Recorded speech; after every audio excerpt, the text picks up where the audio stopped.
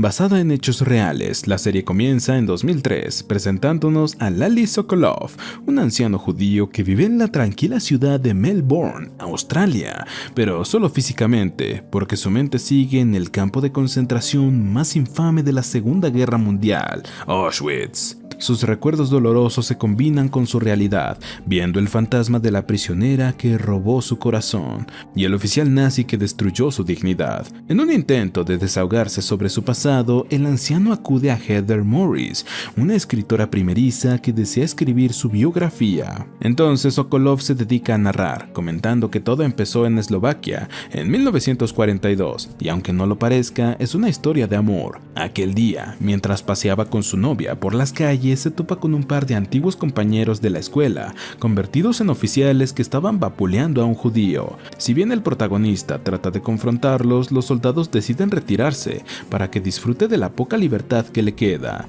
Luego de quedarse sin trabajo por las leyes antijudías, Sokolov regresa a casa de su familia, solo para irse al poco tiempo, debido a un anuncio del gobierno solicitando a un judío de cada hogar, con fines de colaborar con la guerra. En la siguiente parada se reencuentra con el oficial de antes, que le advierte que no se suba al próximo tren. Igualmente, Sokolov aborda el tren y al final de un viaje apretujado llega a Polonia, donde los soldados obligan a los judíos a dejar atrás sus pertenencias. Cada vez con más dudas, los judíos avanzan a un campamento cuyas puertas dicen: el trabajo los hará libres. Es oficial, están en Auschwitz. Con su cabeza rapada y un uniforme de rayas, Sokolov recibe la cereza del pastel, el tatuaje de su número de prisionero.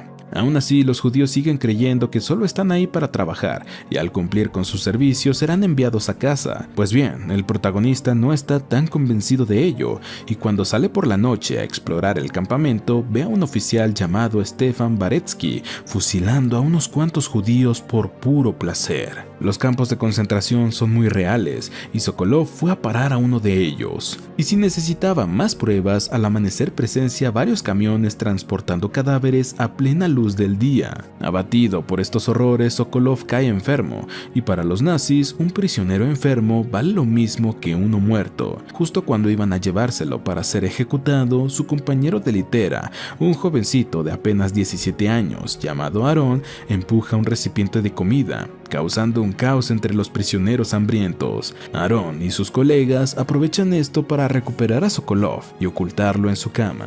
Durante su recuperación es abordado por Pepan, el prisionero que le dio su número y que se ofrece a entrenarlo como tatuador, un trabajo que en este lugar podría salvarle la vida. Pese a que no se creía con el talento necesario, el protagonista acepta la oferta, así que le es concedido un dormitorio propio. Cuando él solicita volver al anterior con sus compañeros, Baretsky le deja claro que ahora trabaja para la SS, la élite nazi. Al menos toma provecho de esto para llevarle un poco de comida extra a sus viejos colegas, quienes lo reciben con amargura y le informan que Aaron fue enviado a una cámara de gas. Un día, mientras tatuaba a las nuevas prisioneras, Sokolov conoce a Gina, una prisionera que pese a estar condenada, sus ojos brillan de esperanza. El tatuador queda tan encantado con ella que desea verla de nuevo y sus deseos se hacen realidad cuando Baretsky lo escolta al campo de mujeres. Ahí cruzan miradas por un mínimo instante que para ambos supone una eternidad. Por desgracia, Sokolov es devuelto a la cruda realidad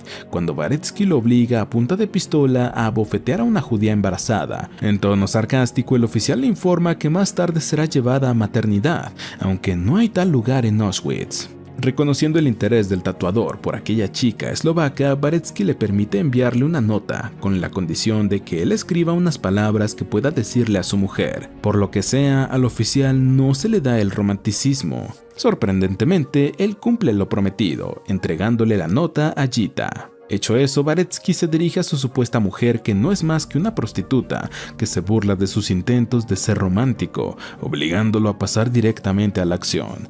De vuelta en el campo, le echa la culpa de su fracaso a la poesía de Sokolov, tachándolo de homosexual. El tatuador se limita a recibir la golpiza, temiendo que si se defendía no solo lo matarían, sino también a Gita. Cada vez que tiene que trabajar en el área de mujeres, pregunta como loco por su querida chica eslovaca, hasta que por fin logra escabullirse y hablar con ella, en lo que le obsequia un pedazo de chocolate que le fue otorgado por los trabajadores polacos. En respuesta, ella le cede un anillo de oro que encontró durante su labor y le pide que lo use para obtener más dulces. El día que pensaba visitar a Gita una vez más, Sokolov es testigo de un intento de huida de su compañero Tomás, que sospechaba que a su esposa la habían matado por estar embarazada. Como castigo, los nazis lo condenan a muerte por ahorcamiento frente a todos los prisioneros, una clara muestra de lo que sufrirían si tratan de hacerse el héroe. Devastado por la pérdida de Tomás, el protagonista compra a Marta, la capataza de las mujeres, con chocolate,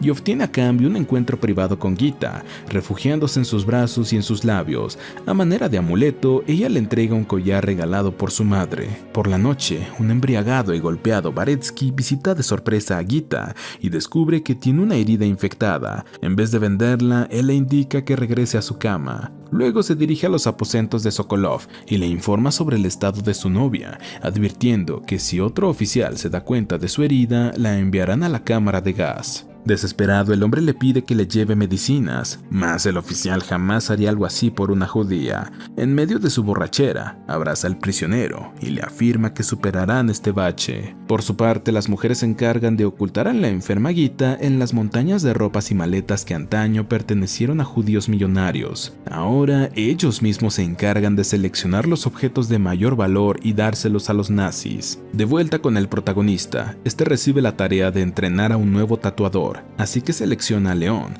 un jovencito frágil que no duraría demasiado en otro trabajo. Eso no disipa su preocupación por Gita, hasta el punto que le pide novedades a Baretsky en frente de los oficiales. Para reafirmar su superioridad, Baretsky adopta una actitud violenta y le lanza una silla. Más allá de esto, Sokolov se las arregla para sobornar a Marta y ver a Gita, quien luce incluso peor. Aceptando su inevitable destino, la mujer le pide que viva por ella, pero él no piensa tener una vida sin ella. Poco después, Baretsky lo lleva junto a León a la enfermería femenina, bajo el pretexto de que deben tatuar a recién llegadas. Ante el miedo de las mujeres, León comienza a entonar una canción, revelando que en libertad fue un gran músico. Al final de la jornada, le confiesa a su mentor que escribió esa canción para otro músico del que estaba enamorado.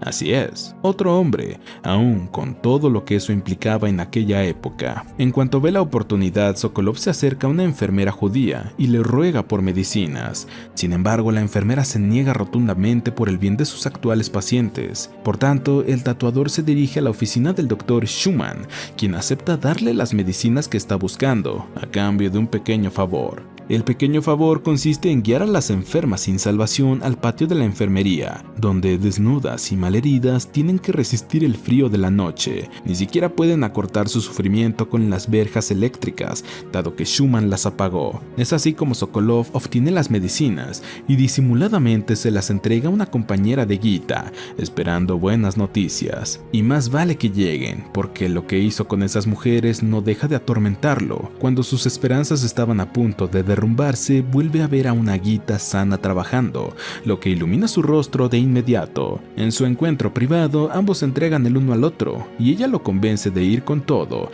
porque no saben lo que el mañana les deparará. Hablando de eso, León es convocado sin previo aviso por el doctor Schumann. Al rato, cuando Sokolov se reencuentra con él, lo ve caminando de manera extraña.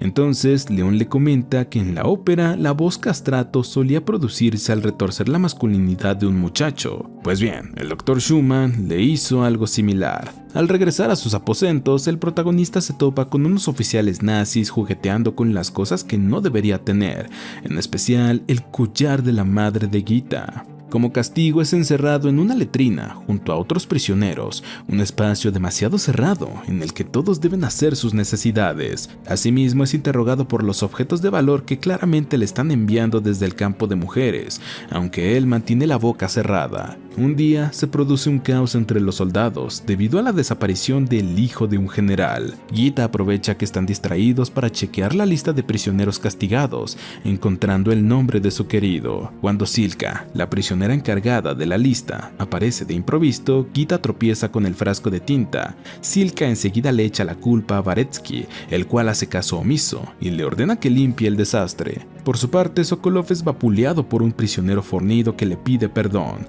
asegurando que lo golpea en los lugares menos vulnerables. Si bien pide sacarle nombres al tatuador, le deja claro que lo matará si llega a vender a sus compañeros judíos. No quiere más sangre inocente en sus manos. A su vez, Gita se topa con Naomi, una vieja vecina ahora convertida en prisionera. Al preguntarle por su familia, ella, con mucho pesar, le informa que los pasaportes falsos con los que pensaban huir nunca llegaron. Todo este tiempo, Gita había creído que sus seres queridos al menos estaban a salvo. Por desgracia, solo era una bella mentira. Al ver que Silka tiene una relación especial con el general nazi, Gita le ruega que utilice su influencia con el fin de acabar con el castigo de Sokolov, mas ella responde que este no es lugar para el amor. Debido al silencio del protagonista, los nazis recurren a medidas drásticas, llevándolo al pelotón de fusilamiento. No obstante, a último minuto es perdonado. De regreso en sus aposentos, Baretsky le aclara que se salvó, porque alguien de arriba sí lo deseó. Claro, nada de esto es gratis, por lo que espera completa lealtad de su parte. En este punto, Heather detiene al anciano Sokolov y sufre un ataque de nervios a raíz de su traumática historia. Con el tiempo, la escritora se recupera y le confiesa que está aterrada de plasmar su historia de forma equivocada, aunque logró redactar las primeras 150 páginas. Es hora de continuar. De regreso a Auschwitz, Gita se reencuentra con su tatuador favorito, que pese a sus heridas está vivo, y eso es todo lo que le importa. Agradecida, Gita se dirige a Silka, la cual revela que detrás de su fachada de superviviente se esconde su verdadero yo. Gita y Sokolov disfrutaron una pizca de la bondad de esa Silka, que ella promete sacar a relucir cuando sea completamente seguro. En su próximo encuentro íntimo, Gita le confiesa al protagonista que por un tiempo pensó que lo había perdido. Pese al infierno en el que viven, la pareja promete darse fuerzas mutuamente y ayudar a los demás a sobrevivir hasta el final. Una noche, el tatuador despierta por un griterío en el exterior, descubriendo que los nazis están apartando a los niños de sus padres con el fin de bañarlos. Con el corazón roto, observa cómo los pequeños con los que se había encariñado son llevados a su muerte. Al amanecer, Gita mira al cielo en busca de un milagro y lo encuentra, un avión de los aliados. Para mayo de 1944, los judíos siguen siendo prisioneros en Auschwitz, aunque son pocos los que saben que su martirio está cerca de terminar. Los nazis, bien conscientes de los sucesos de la guerra, se desahogan con los prisioneros. Bueno, aún más. A través de Baretsky, Gita puede ver a un desanimado Sokolov, al que le cuenta sobre el avión que vio en el cielo. Su fe compartida por fin está teniendo frutos. Hablando de eso, el protagonista se cruza con un prisionero que recientemente escapó de prisión. Pese a que fue recapturado, le contó a los eslovacos sobre los campos de exterminio y ellos prometieron transmitirle esa información a los aliados. Regresando al presente, el anciano Sokolov le comenta que héroes como aquel prisionero sí merecen un libro, contrario a él que siente que fue un títere de los nazis. El fantasma de Baretsky se encarga de recordárselo a todo momento. Lejos de tirar la toalla con él, Heather lo convence de leer su primer borrador, argumentando que el mundo necesita escuchar su historia. De vuelta al pasado, Gita y sus compañeras ayudan a dar a luz a una mujer que consiguió ocultar su embarazo. Incluso la severa Marta les asiste, y no puede evitar sentirse conmovida. Incluso en el infierno, la vida se abre camino. Por desgracia, la alegría les dura poco, ya que los nazis convocan a las mujeres seleccionadas a la cámara de gas, y entre los números mencionan el de la madre de la criatura. Naomi, bajo el pretexto de negociar su perdón, le miente sobre su número a Marta, quien también modifica la lista para que sea Naomi la sacrificada. En otro día, las mujeres del campo empiezan a ser trasladadas a otras instalaciones, bajo la sospecha de que los aliados se aproximan a Auschwitz. Con una verja en medio de ellos, el protagonista promete reencontrarse con su amada. Asustado por el futuro, Baretsky le confiesa al tatuador que durante su estancia fue como un hermano para él. Algo me dice que Sokolov no piensa lo mismo. Meses después, los hombres también son transferidos a diversos campos y Sokolov aprovecha este caos para huir por un bosque de Austria. Es así como alcanza una mansión reconvertida en el cuartel de Volkov, un comandante ruso que lo recibe con comida y un merecido baño. Mientras tanto, en Polonia, Gita y el resto de mujeres siguen marchando durante una intensa nevada. Muchas intentan abrigarse entre ellas, pero algunas no despiertan. Justo antes de llegar al nuevo campo de concentración, Gita y su compañera Hannah salen corriendo por el bosque, donde los árboles las protegen de los balazos. Pese a tener comodidades de las que había sido privado, Sokolov se da cuenta de que su habitación está cerrada con llave.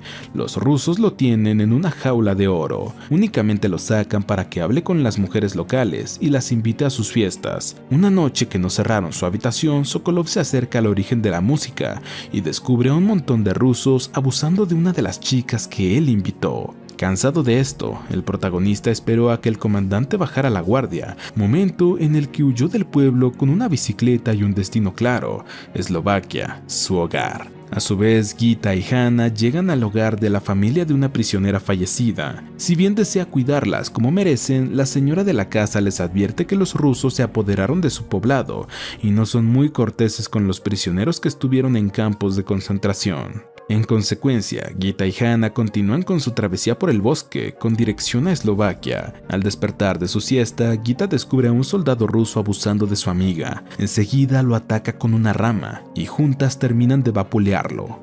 Volviendo con el protagonista, este por fin arriba a su antiguo hogar y se reencuentra con su hermana, la cual le cuenta que el resto de su familia huyó del país poco después de que él fue trasladado a Auschwitz. En cambio, ella se ocultó en casa de unos vecinos. Hablando de destinos inciertos, Sokolov le habla sobre Gita y se pregunta qué habrá sido de ella. Con la esperanza de verla de nuevo, se dirige a la capital, donde se congregan los supervivientes de los campos y sus seres queridos. Al no encontrar rastros de su amada, el hombre se retira con el corazón roto. Lo que no sabía es que tan solo unos minutos después, Gita y Hannah llegarían al lugar en su búsqueda. Gita termina yéndose decepcionada, ignorando que acaba de pisar la nota que su amado había dejado en la pared. Sin embargo, en cuanto sale a la calle, divisa a un hombre familiar trabajando como chofer con su humilde caballo.